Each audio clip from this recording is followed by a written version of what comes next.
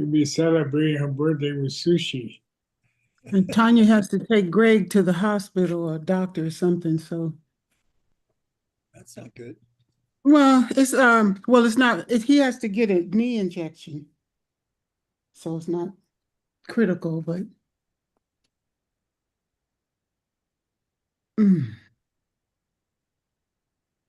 All righty. All right, brother. Ready when you are. We are already live on YouTube.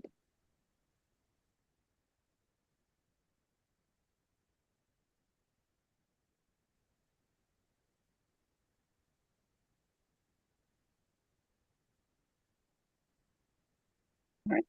Can you hear me now? We can hear you, but not see you. I can't see you. I have an interesting internet connection that's facing audio and video out. Well, we can hear you, brother. Okay. Welcome to welcome to Bezerra Spiritual Healing Center and our Sunday service. We are a nonprofit 501c3 in the state of California, and we welcome all beliefs and faiths to this session. We begin every session online with prayer, and today our opening prayer will be done by our brother Charles. Good morning, everyone, wherever you are. We ask that you join us at this moment where we ask our divine creator to bestow upon us its blessings for a moment where we gather to discuss the life and the teachings of our older brother, Jesus Christ.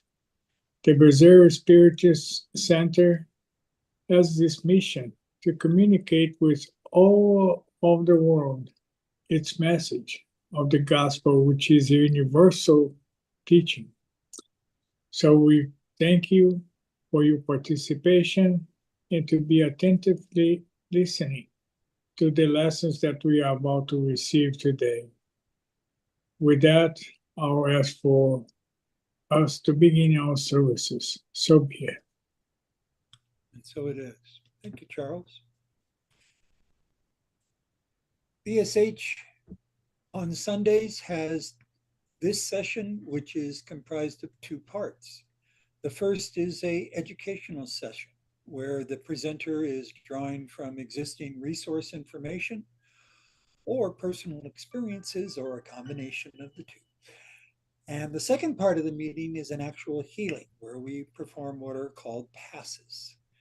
And that will be conducted, I think, by Regina today.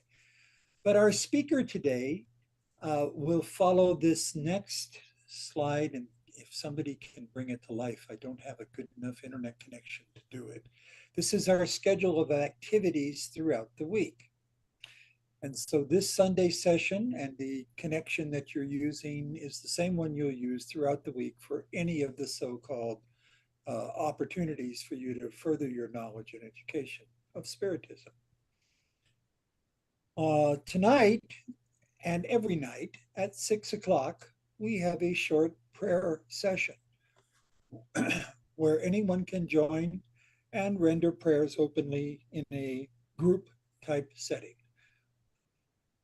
Following that, tonight, we have a education session, what we call book studies. And the Sunday night book study is the book Missionaries of the Light. And we were just relatively new getting started in that one. And with all of these, you can join at any time. You will benefit from each of the lessons and the dialogue that takes place. On Monday nights, we have a by invitation only evening around the topic of mediumship. And so if you are interested in this, please drop us a note. Otherwise, it's the BSH mediums that will be meeting on the Monday nights, right after the prayer session at 6 o'clock, which again is open to everyone.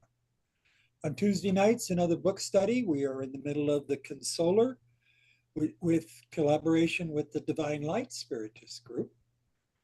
On Wednesday nights, we are studying one of the 5 principal books of Spiritism authored by Allan Kardec called Heaven and Hell. And we are very close to finishing that 18-month or so study. On Thursday nights, we continue with the book study of the book Living Spring. Throughout the week, we offer a variety of different things that you can see here on the website, and also by appointment only, Wednesday nights, or if one of us is available, a one-on-one scheduled time for whatever you'd like to discuss. And I think that does the session here. And now we'll move to our speaker, who is one of the longtime members of Bizarro Spiritual Healing. She has a lifetime of Spiritism from a very young age, now living in the US from Brazil, and raising a family, and back in California, which is great for all of us that are still local. This is Kiki Feresin, and Kiki is instrumental in the weekly operations of everything that is BSH. We are very appreciative, but really what we love is when she brings to us creative presentational information. Kiki, take it. Thank you, brother. Oh, thank you all. Today I'll be sharing. Okay. So hello everyone. Good morning. Today I'll be sharing some thoughts on the. Well, we've been honoring the Yellow September series this month, and we try to dedicate to the suicide awareness as much as possible. And I wanted to talk about it with a light touch, not necessarily when we are at the point of thinking about harming ourselves, but when we just linger into depressing moments. We all have ups and downs, but sometimes we just linger too long in there, and to the point that sometimes the pain becomes unbearable, too big to manage. And I would like to respectfully, with a little humor, invite us to find this turning point, right? Like sooner than later. I'm not trying to diminish any pain by all means, but rather invite us to exercise shifting the perspective, especially when we are in hard moments. But not whenever possible. Actually, mostly when it seems impossible. When we feel that situation, we can take any good out of it, is when God is definitely inviting us to analyze a situation from a different angle. An angle that we might not be able to see right now because we are stubborn in the same point of view. And this is the go left invitation that I wanted to bring to us. So if nothing goes right, let's go left. So the thought that something is impossible just puts us into a prison. And it's not only a prison because it paralyzes us, right? But mostly because every time we think about or we say something about, this is hard, it's impossible, guess what? The energy that we are co-creating for the situation is only going to contribute for that to be even harder, for us to even cement that prison where we are. Emmanuel, in the book Thought in Life, told us already that everything that we think materializes.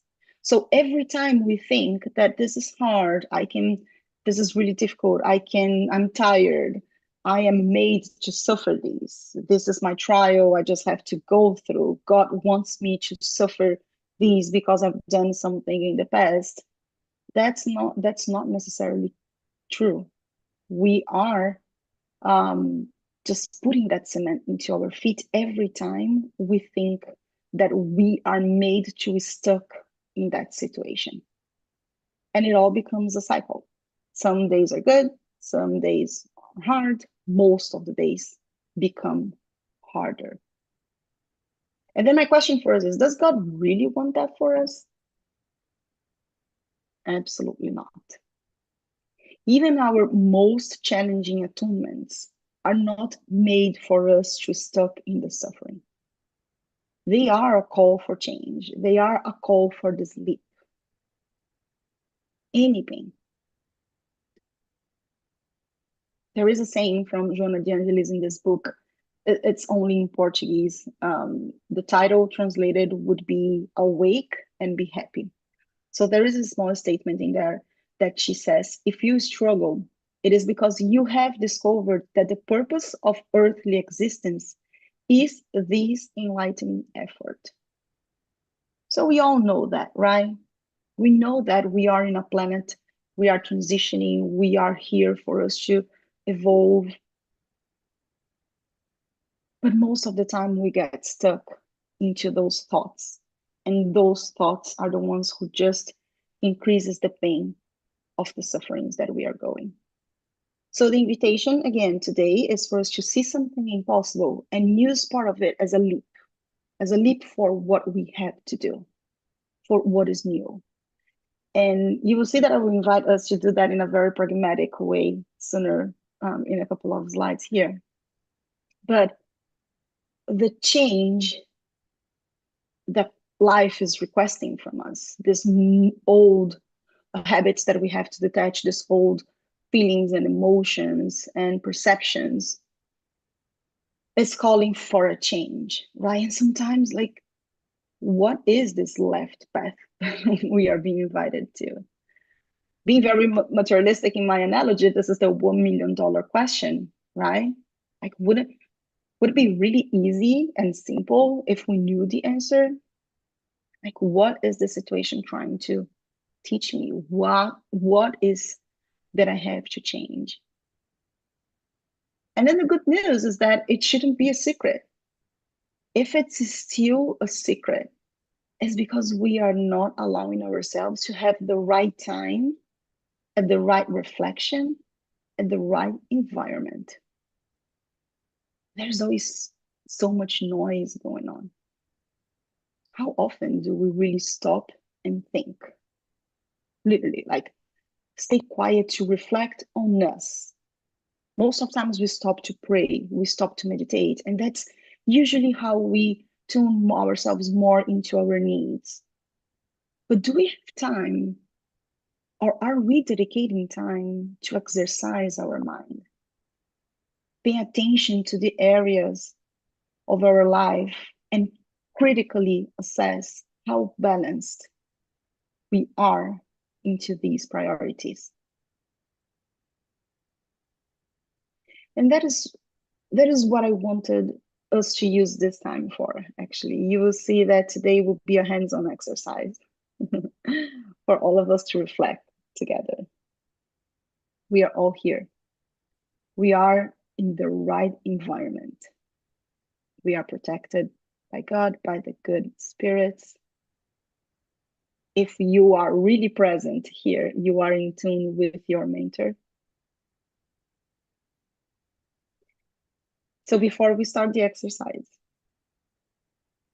I just wanted to bring something from Manuel also in the book Thought in Life, where he says, evolution demands that we develop new habits, that we detach ourselves from lower forms and walk towards higher stages of existence. And I want to bring these lower forms, the lower forms of our thoughts, the lower forms of the way that we see the suffering, because Adriana said this last week on her speech.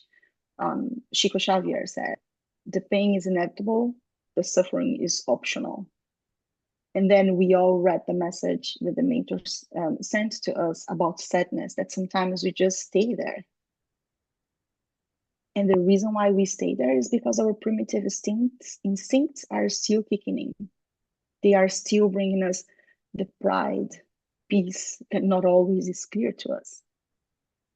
Or the selfishness that sometimes is still in there and we can't see that. So that's the piece of the lower forms that I wanted to bring for us as a call for us to detach from that. And that will require so much discipline and so much exercise. And then not in the same chapter, but one or two chapters later, Emmanuel continues and he says, without discipline, there can be no security. And this is also something that we see. And this is the reason why I chose also this picture here, because we have waves and sometimes we are not consistent. And it's okay because that's life. But the more consistent we can be, the easier we will evolve, the easier it's going to be for us to detach those lower forms, detach those lower habits, and then open up for the new. Now, one thing that we should never think is that happiness, we will be completely happy. As I said, we have ups and downs all the time, and that is part of the experience that we have on earth. And I just wanted to reinforce that this is in constant transition, meaning nothing is stable. So why sometimes we just have that need of being constant happiness? That's not going to happen. That's not how it's supposed to be. And it's okay to be happy. I'm not saying that it's bad, because actually, if we see messages from the spirits on high in the gospel, chapter 5, blessed are the afflicted, we hear from the mentor, happiness is not of this world. And it's not because we are not meant to be happy, but it's just because when we stop and reflect, we go through our moral evolution and we can't be truly happy, surrounded by so many things going on. Even when we are happy, when we have a happy, healthy family, when we have our monetary comfortable situation, where we have achieved our personal goals, there's still a lot going on. And if we stop and think about that, that hurts. So that's what I say. We should and we have to look for happiness. But what happens is that because we are in a planet that has this ups and downs and have so many disparity, that energy is going to connect to us at some point. And depending on the frequency that we are vibrating, that will hit harder or not so hard on us. And that will be the turning point for us to go left or go right. Even if we are not aware, the energy is going on. While there are so many eating so much, there are so many eating so little. That energy comes to us, we like it or not. While there are people with those luxury, crazy houses, so beautiful, there are people who are not by choice living in the streets.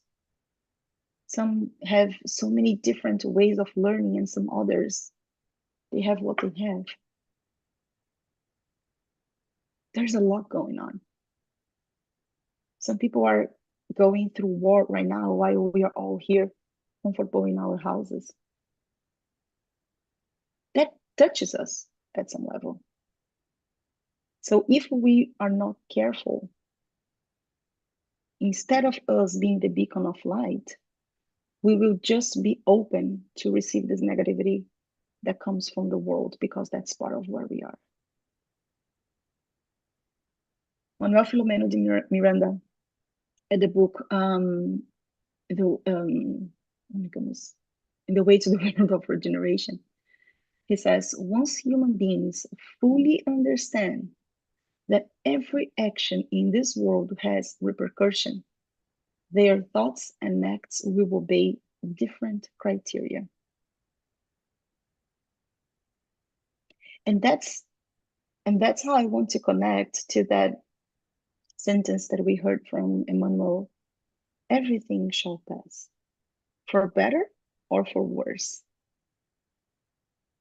We are in this situation where we vibrate and we receive this vibration. So we know that things will pass. Last week I even said something that I read. Sometimes it passes over you, but it passes. So how do we make sure that we are getting the best for us to sustain the energy? and to really live the gospel, because that's the only way that we can look for our betterment, for ourselves, for our individual betterment, for the collective good. That's what St. Francis of Assisi told us. Preach the gospel all the time. Not necessary use words. So we are here, and I am here talking and talking. And we all know that the speaker has a big reflection to be done. What are we doing not to linger in sadness or in despair or in any difficult situation? How we do not cement ourselves into the prison of the pain. We know that we are all here for moral development, right? And as I said, this is an exercise. And in the Gospel, chapter 17, be perfect, we learn that truly moral persons are those who practice the law of justice, love, and charity in its greatest purity. In its greatest purity means a lot, right? It means to learn in its perfection to constantly be just, to be loving, to be charitable. It means to forgive the neighbor that is always nosing into our things. It means to extend a hand to that ungrateful relative. It means to fight for someone who is being bullied. So it takes us out of our comfort zone. It makes us fight back on our own primitive instincts. And it requires work. It requires reflection that, as we said, not always we give ourselves time to reflect on that. It requires constant remind and exercise.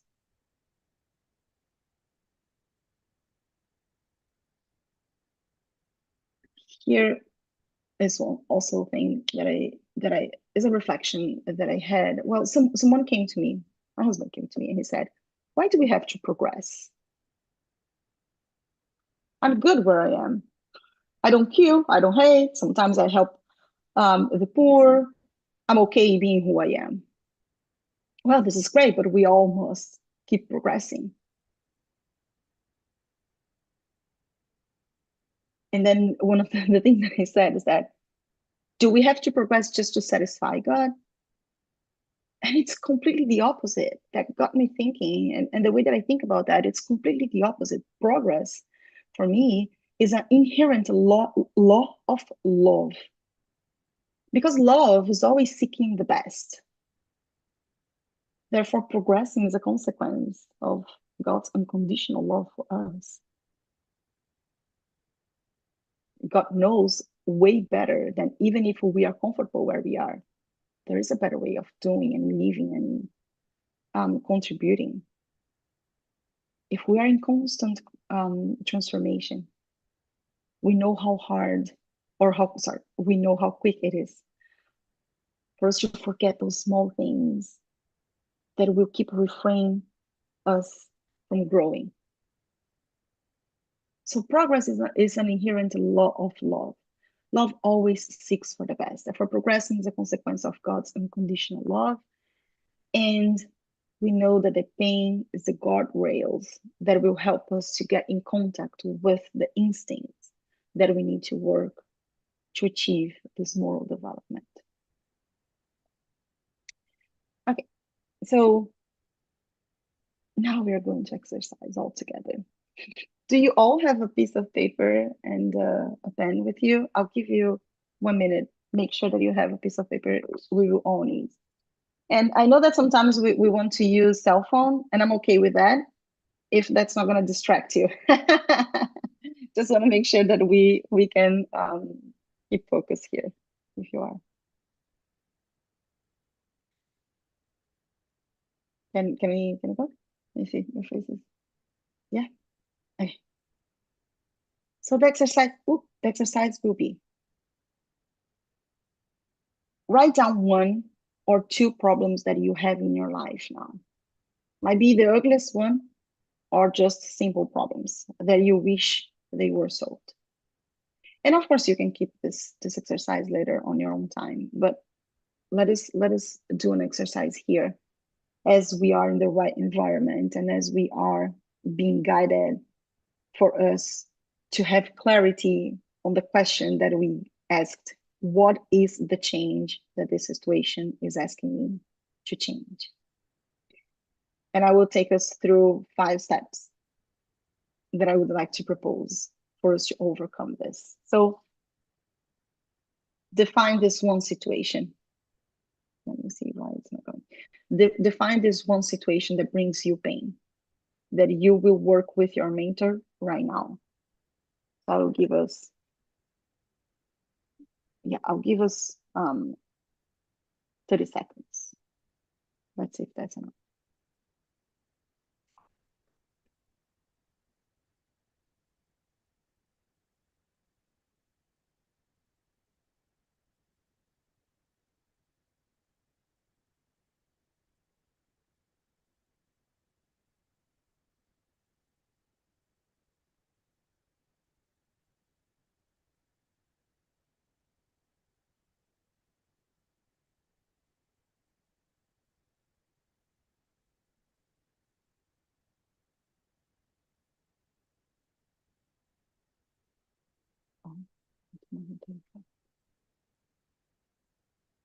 Are we good?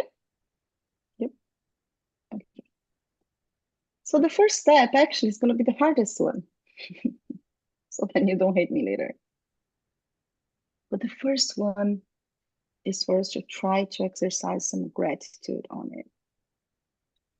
Gratitude is proven in so many different ways the benefits that brings to our body. And there are many interesting books. So if you are finding really hard to be grateful, let us know. We will help you to see some interesting books about that. But I believe that this is the hardest one. And it's not only that, because the gratitude is a state of mind more than just practicing gratitude. This is a state of mind. It's a positive attitude towards all situations, regardless. And practicing gratitude enables us to open our eyes to these new perspectives that resources, books, people, music, nature, that resources available are trying to solve this problem for us.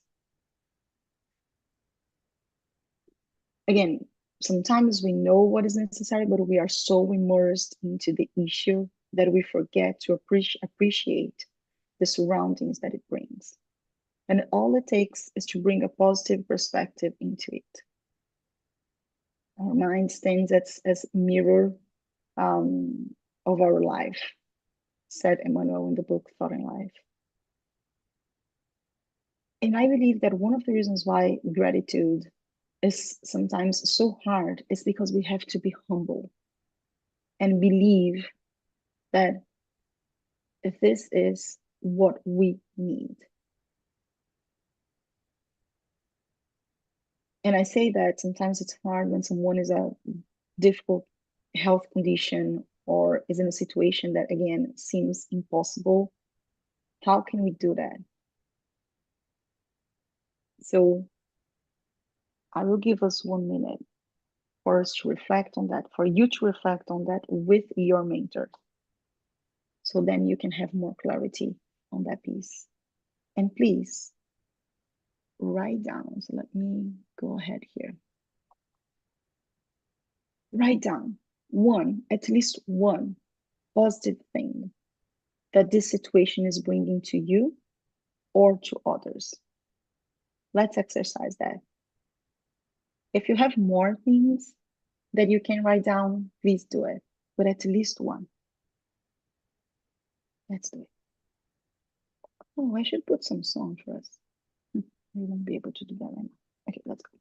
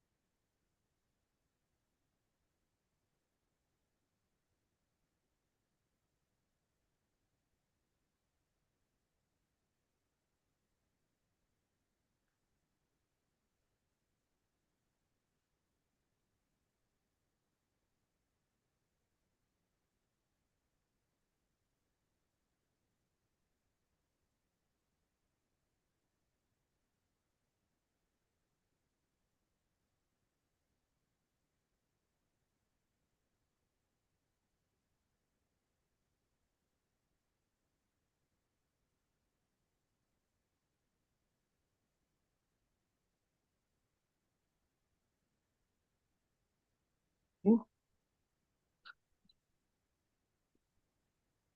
Are we all ready? Yeah. Most of it, let me see y'all. Okay. Okay. So this is the first step, as we said. Exercise the gratitude, exercise the different perspective that this can bring to us, and that's the first step. So the second step is patience.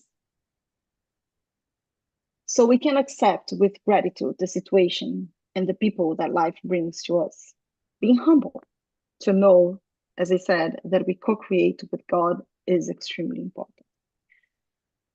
So if we are expecting something to happen in our life and that doesn't happen, maybe we just have to be patient. Believe in God, believe the process, trust the process. And it's funny because we say, no, I trust the process. I trust God. But then we are anxious, but then we are suffering, but then we are always asking, why is that person doing that? Or why am I not being able to get away with this? That's not us being patient. That is not us trusting God that God is in control. It doesn't, if we are anxious, that is going to blur our vision, our mind, that will make us not be able to manage our emotions. And our emotions will just get us more irritated, more frustrated, doubting our ability. That will make us not really make friends. We might even be impatient with others. So again, it becomes a snowball. People will make mistakes for sure. And if we are not able to be patient in every situation, that is going to take us to a different route. Joanna Angelis said us in the book Happy Life, patience will help you overcome everything. That's so interesting. Because again, when we are patient, we enable God to act on us because we bring serenity to the situation. And we allow the mentors to work with us for us to find what is needed, for us to change, for us to move, for our situation to be different. So it's all about our inner peace. And my mom said, those who know me for a longer time know that my mom told me something that stick with me. Nobody was given the power to take out your inner peace. Nobody. This is yours. So it's a bit of a reminder for us to put ourselves together and get our emotions right. Patience is also a form of charity. This is said on the gospel. Blessed are the meek and the peace loving. So we have to be patient not only with ourselves, but also with the others. And again, not only with the others, but also to ourselves. So the exercise here will be write down one action that will cope, strengthening your patience towards the situation. So this is going to be, yes, I can repeat what my mom said. So she said, nobody was given the power to take your inner peace out, to take out your inner peace. Nobody was given that power. Your peace is yours. Your smile is yours. Nobody should feel empowered enough or should be powerful enough to do that.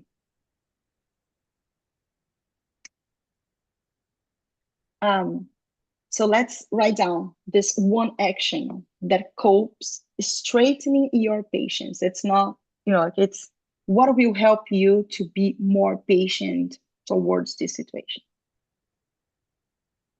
Can you all do that in 1 minute? Let's go.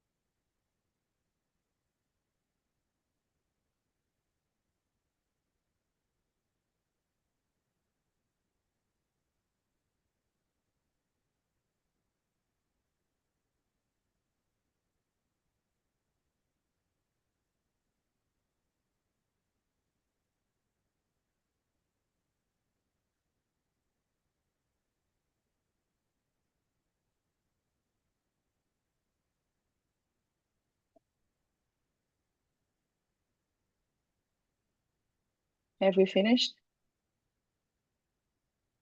Does anyone want to share how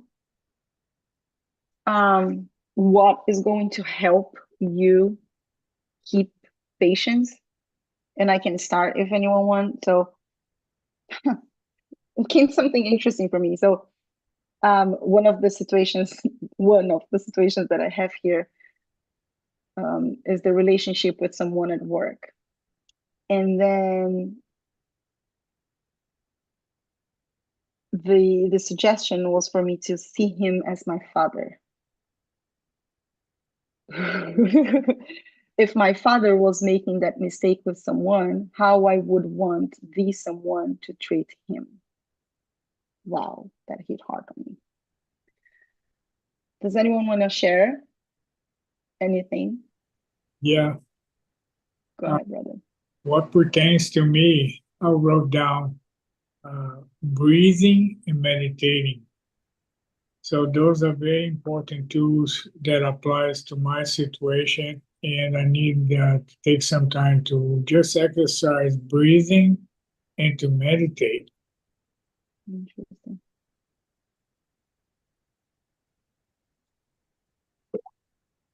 Anyone else? Thank you for sharing, Charles.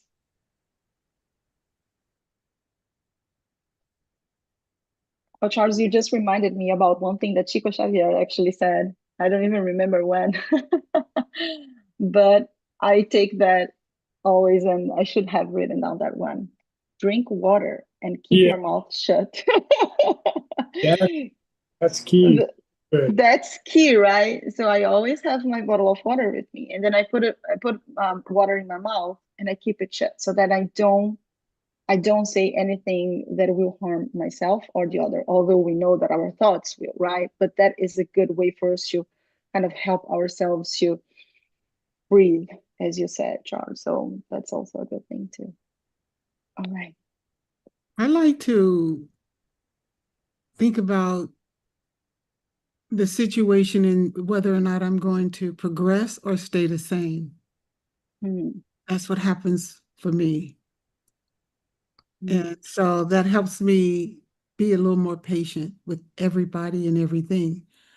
And then the reflection of also uh Jesus's personality throughout ages and how people see it is very different, but because of the actions of today.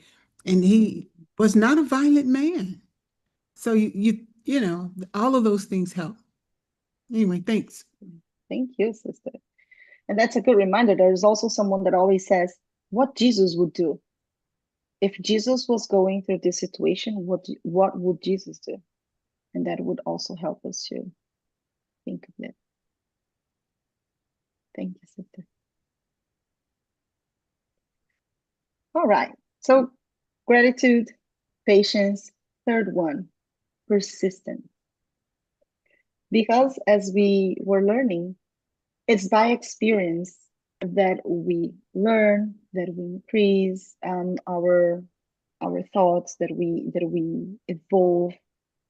Every day we know a little bit more. Every day we know how to better control our emotions and hopefully better than yesterday. And if lessons keep coming back, it's because we are still not working in the root cause of something, right? Sometimes it's the same situation, sometimes with the same people, sometimes with different people.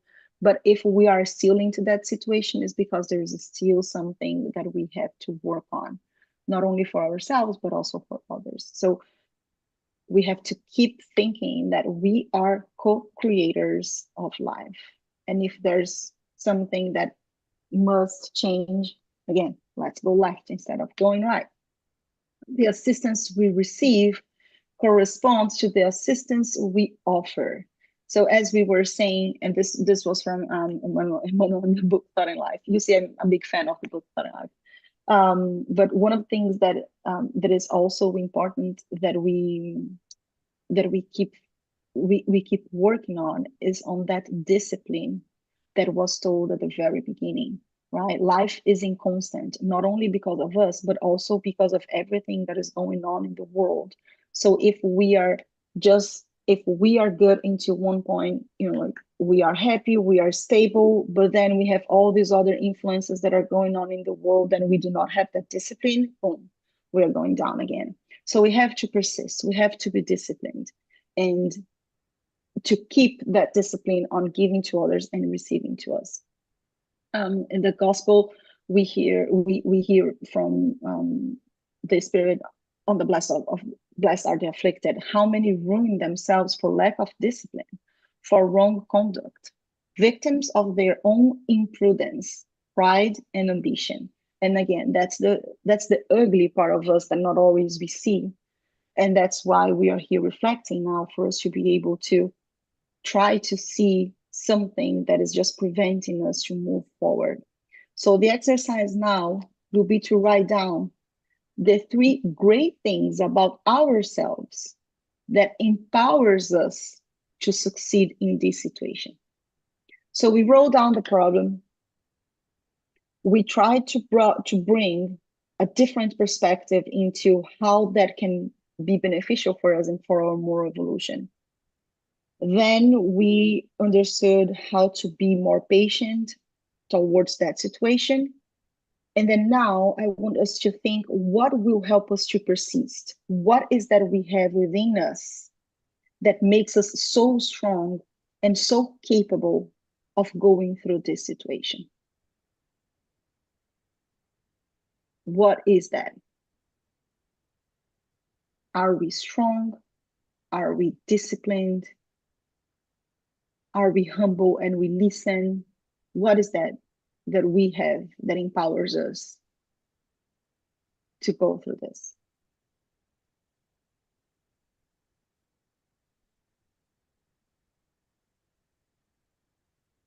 And I'll give us 2 minutes because this one sounds hard.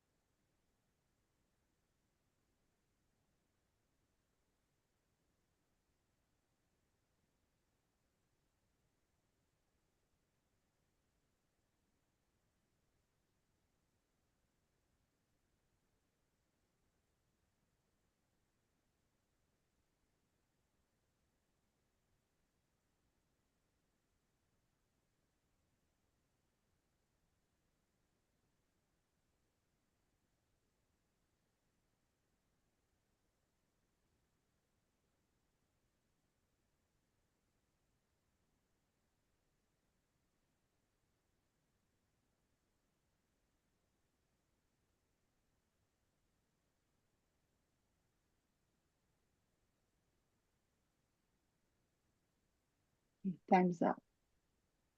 Were you all able to answer this one? For me, Yes. it's in the question, persistence, you just can't give up.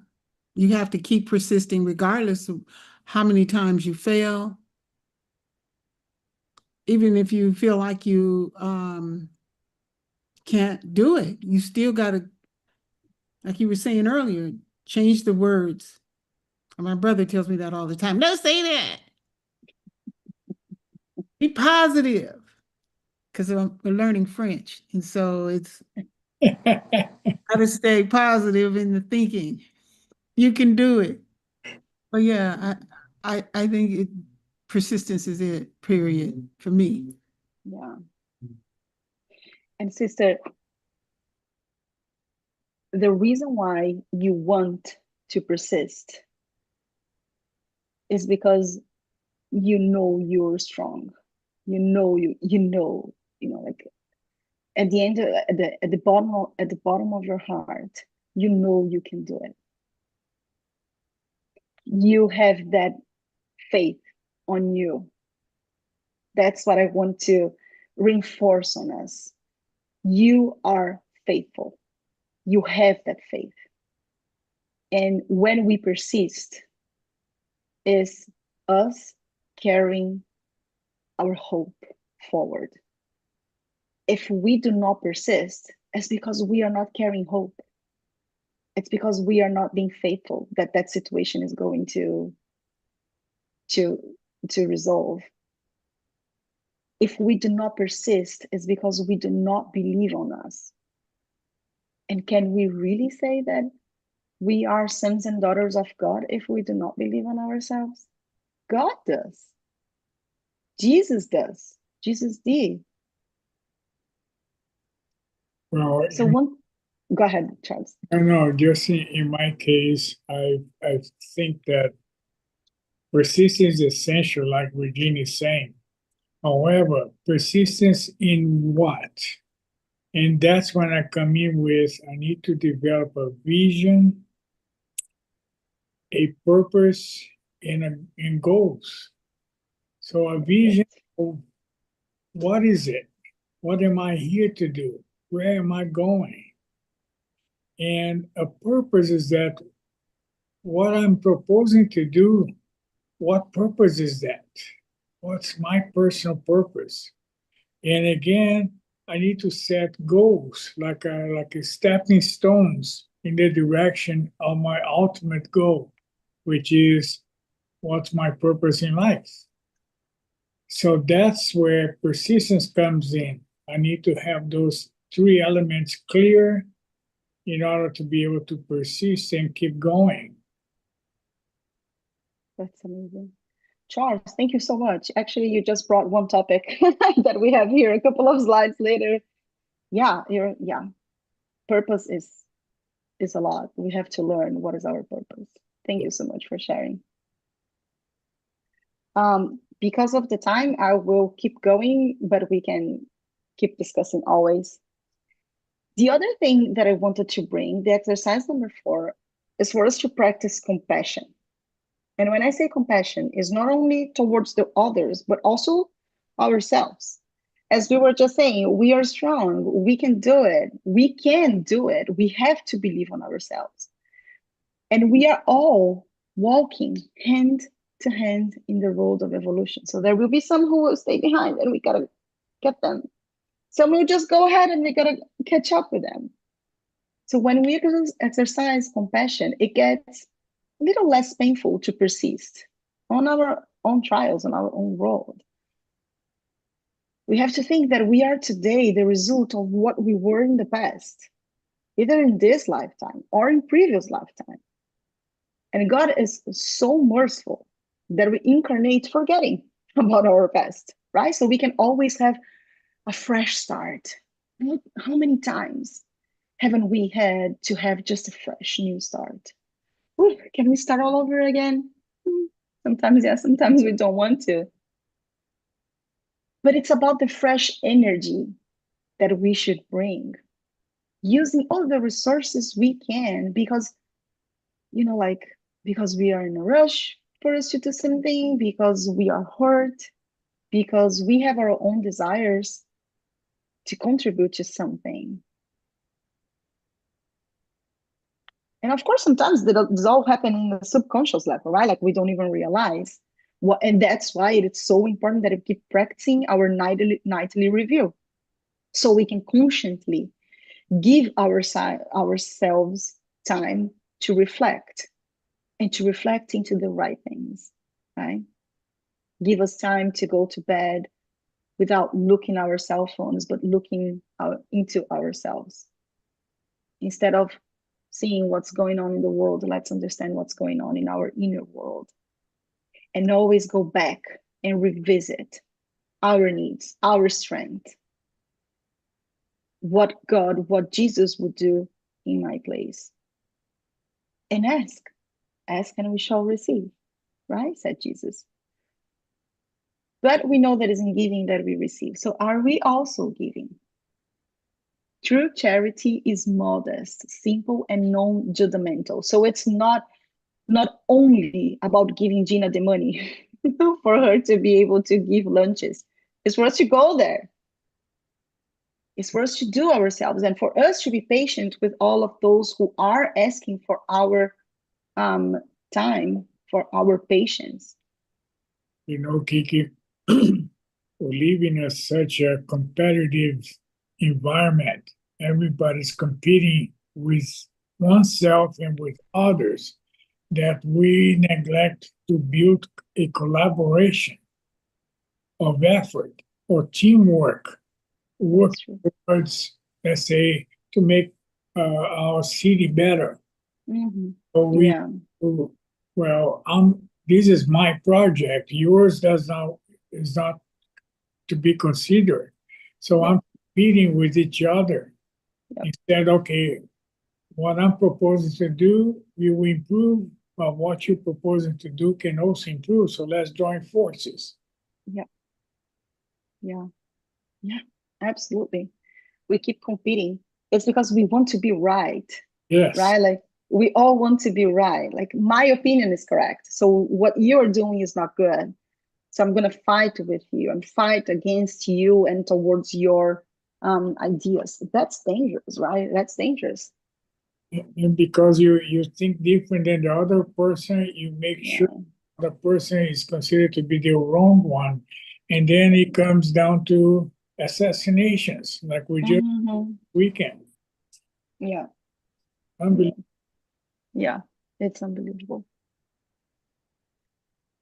So compassion is extremely important. It's a very important pillar that we have to work on us and on others. So the exercise now will be think about at least one person that is involved in this suffering, in the suffering of this situation, and write down your statement of forgiveness.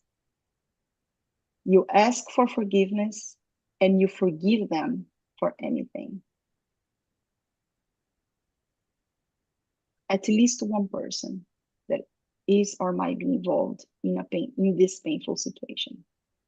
And write down your statement of forgiveness.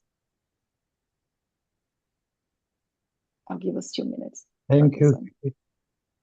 Thank you for your presentation. That was a lot of information that takes long to talk about each of them. But the most important thing for me was the development, moral development, because I see that technology is developing very rapidly, very fast, and the moral is not developing enough.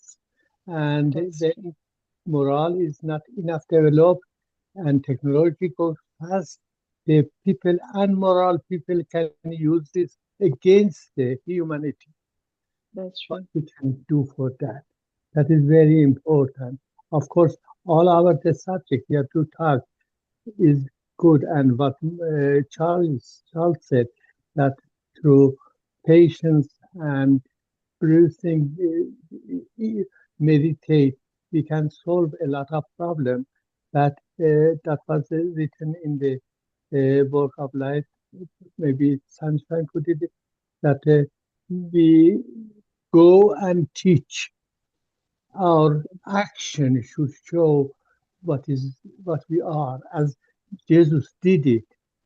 Jesus did not only with the word, mostly all his word was in his action. And each of us, we should practice that. We should bring it in action. Thank you. Thank you. Thank you, brother. But I'm not finished yet.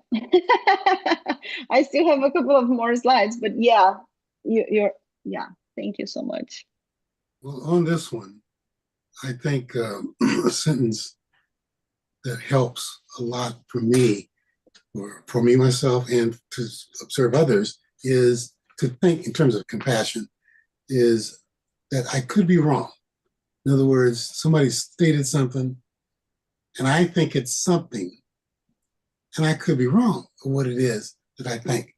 And personally, I observe this in conversations with others all the time. So certainly could happen to me as well. So when we get to the point where we think our judgment is the absolute correct thing, or our understanding is the absolute correct thing, we could consider the fact, could be wrong. I could misunderstand this person. They may not mean it the way in which I'm taking it. Yep. And that helps me to have more compassion for what the other person is saying. That absolutely. Thank you. Thank you, Ken. I will write down that one. Thank you.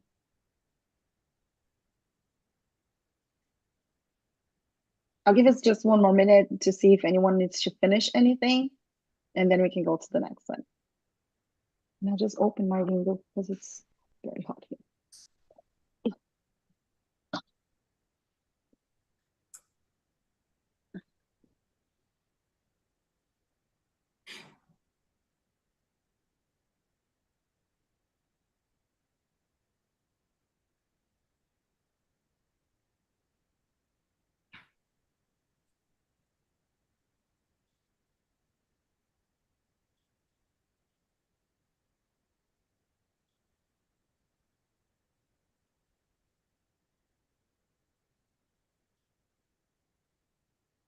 You know, it reminds me of that Hawaiian tradition is Ho'oponopono.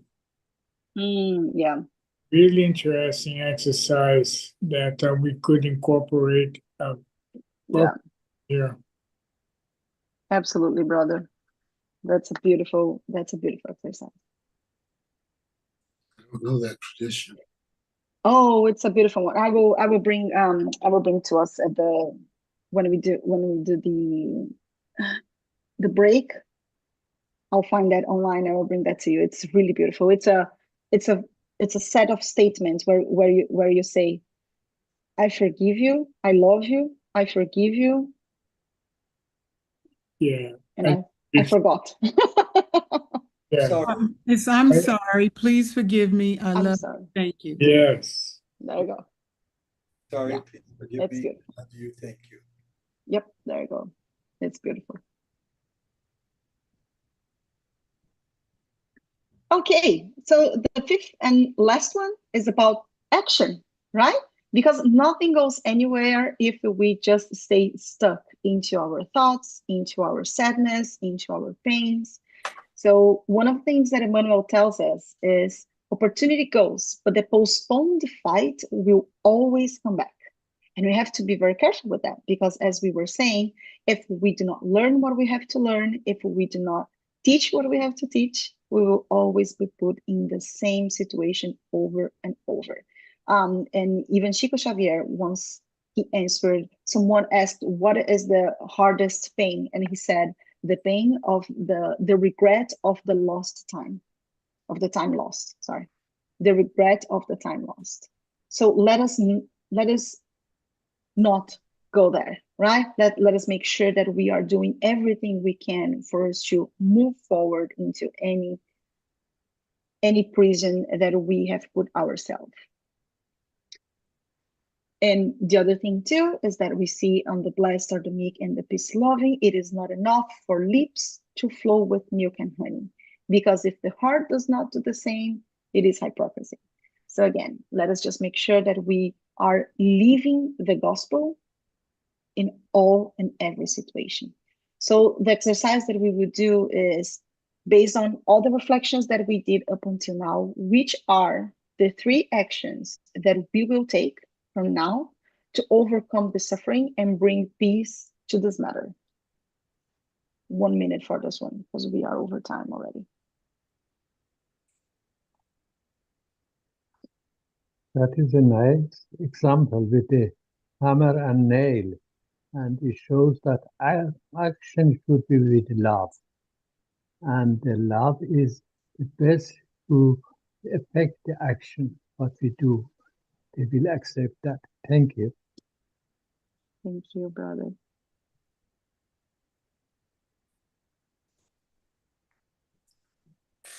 If I may, Please. I didn't notice this until Wilson said something about it, but for me, this hammer in various nails show action.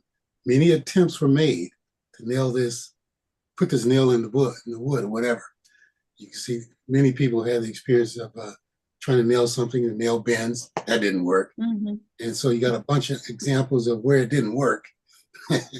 Put it in, and then you have an example of where it did work, where it looks like the nail is going in. So for me to make the connection between your word action and this picture, that's what that would be.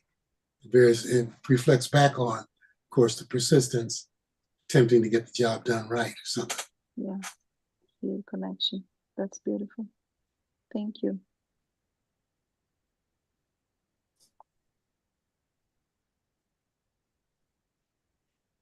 All right.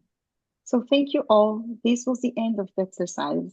I hope that that was anyhow helpful for all of you.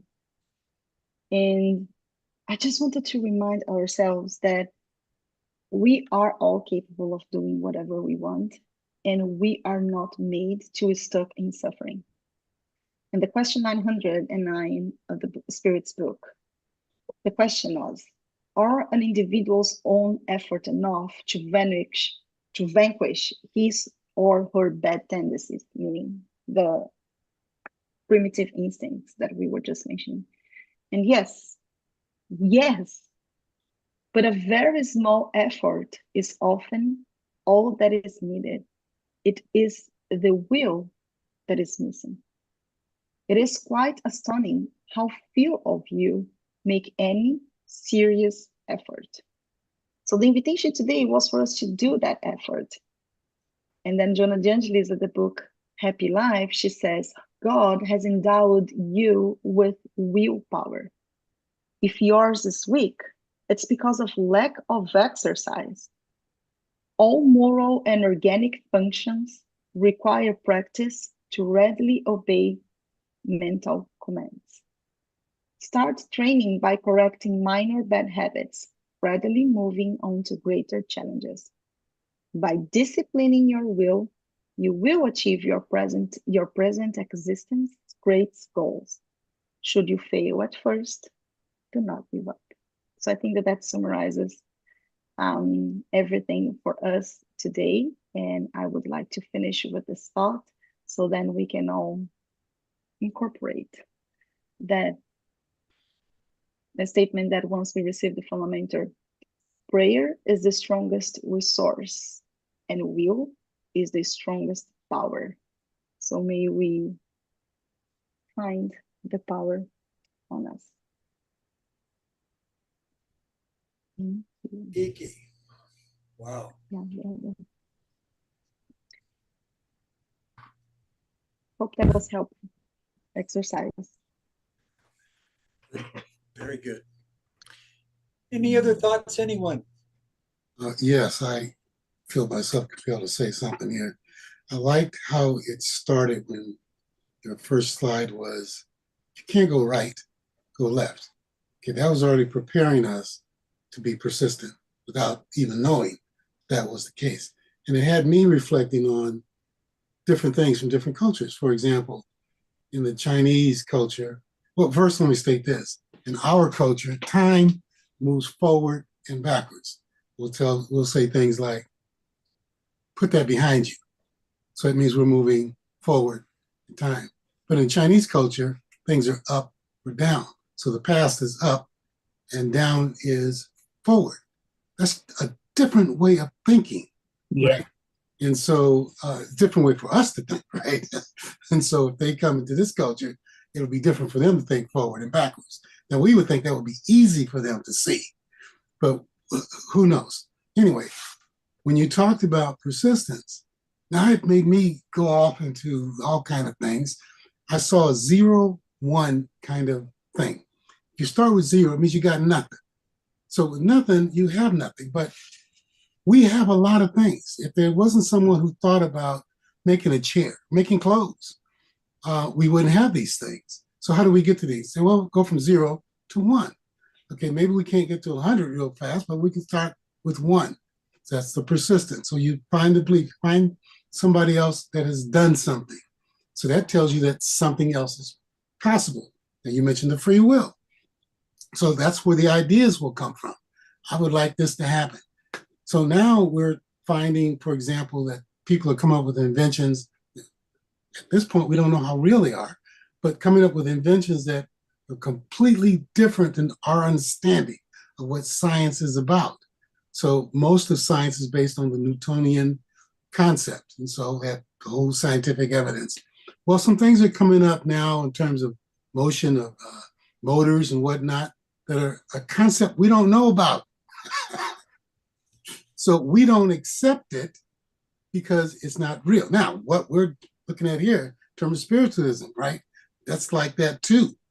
You know, there's this traditional concept of what is going on in this world and what's going on in the other world, right? Well, a lot of people would say there is no other world.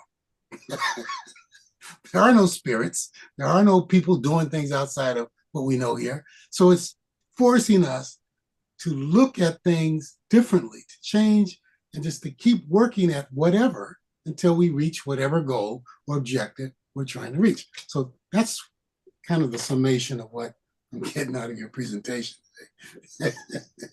Very good, very good.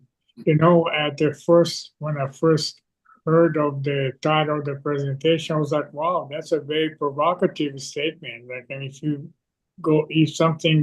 nothing goes right, go left. And nowadays, it's kind of a controversial to say.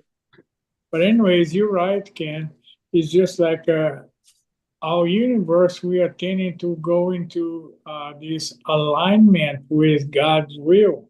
So that's what makes us sin or to go off track and go left or go right, go up and down. But the idea is that we are pulling to get into alignment with God's will. And I think that's what this is about. So it's about homeostasis. So the balance of forces. And it's also about if we are in inertia, there should be no inertia. Inertia will go nowhere. So I think that's what the presentation brings us about. And I appreciate that, Kiki. Very good. So thank you so much.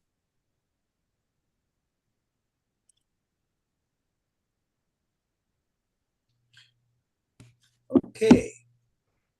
Thank you again, Kiki. Love the written exercises. Nice and sequential. Let's take a few minutes break, grab your water, and come back.